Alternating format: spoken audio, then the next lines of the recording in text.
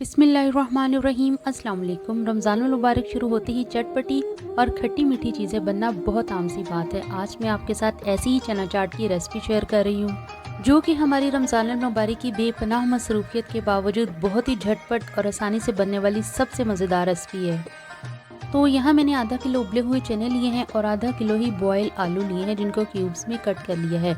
और यहाँ मैंने मुख्तलिफ़ किस्म की सब्जियों का सलाद बनाया हुआ है, यानी सीज़न की सभी सलाद में इस्तेमाल होने वाली सब्जियों को लंबाई के रुख बारीक बारीक कट कर लिया है। इमली की खट्टी मीठी चटनी जिसकी रेसिपी मैं अपने चैनल पर दे चुकी हूँ, ज़रूर देखिएगा। और ये दही की चटनी है जिसमें मैंने पुदीना और धनिया और सब्ज़ मिर्च बारीक पीस कर शामिल की है। अब चाट बनाना शुरू करते हैं। तो एक प्लेट या बाउल में हस्बे ज़रूरत चने ऐड कर दें, उबले हुए आलू शामिल कर दें। आप सेम क्वांटिटी से भी ले सकते हैं ये दोनों चीज़ें, और कम या ज़्यादा भी कर सकते हैं अपने टेस्ट के हिसाब से। और अब जो सलाद बना के रखा था इसमें बारी बारी थोड़ी थोड़ी सब्जियां अपने पसंद के हिसाब से ऊपर चनों और आलूओं के डालते जाएंगे। तो मैंने सबसे पहले कट की हुई लाल मूली ली है, और इसके बाद बारीक कटी हुई बंद गोभी, और इसके बाद मैंने इसमें बारीक कटा हुआ खीरा ऐड किया है। खीरा आप स्किप भी कर सकती हैं अगर आप नहीं पसंद करती तो। इसके बाद मैंने क्यूब्स में कटे हुए थोड़े से टमाटर इसके ऊपर ऐड किए हैं।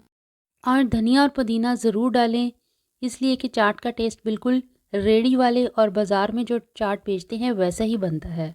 इस पे ज़रूरत गाजर डाल दें, और जो चटनियाँ दो बना के रखी हुई थी वो एक एक या दो दो टेबल स्पून के हिसाब से या अपनी पसंद के हिसाब से आप ऐड कर सकते हैं। तो सबसे पहले मैंने दही की चटनी ऐड की है इसके ऊपर, और ये मैंने 3 टेबल स्पून भर के ऐड की है। आप अपनी पसंद के हिसाब से ज़्यादा भी ऐड कर सकते हैं, और अगर ना डालना चाहें तो स्किप भी कर सकते हैं। वैसे इससे जो टेस्ट बनेगा वो बहुत ही ज़्यादा आउट क्लास बनेगा। और इसके बाद खट्टी मीठी इमली की चटनी जो कि मैंने 2 टेबलस्पून भर के ऐड की है। इसके बगैर जो चना चाट है वो बिल्कुल ही अधूरी है। लास्ट में हमने डालना है इस पर चाट मसाला, जो कि चना चाट का जो है एक मेन इंग्रेडिएंट है, और इसके बगैर चना चाट का जो है वो तस्वर भी नहीं किया जा सकता। तो अगर आप इसको मिक्स किए बगैर इस चाट को टेस्ट करते हैं तो हर चीज़ का एक अलग अलग टेस्ट आएगा जो कि बहुत ही यम्मी लगेगा। और मिक्स करके खाएं तो बहुत ही आउट क्लास बाजार जैसी चाट का टेस्ट बनेगा। बहुत ही कम टाइम में मैंने आज आपके साथ ये रेसिपी शेयर की है।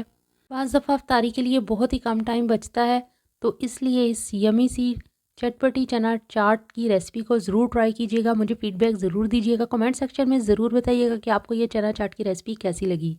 वीडियो पसंद आए तो प्लीज़ लाइक कीजिए, शेयर कीजिए, चैनल को सब्सक्राइब करना बिल्कुल भी मत भूलिएगा। मेरे चैनल कुकिंग विद स्टाइल्स पर और भी रमज़ान से रिलेटेड बहुत सी रेसिपीज़ हैं, ज़रूर विज़िट कीजिएगा। आपको वहाँ से कुछ नया ज़रूर मिलेगा। तो मिलते हैं नेक्स्ट वीडियो में नेक्स्ट रेसिपी में। टिल देन अल्लाह हाफ़िज़।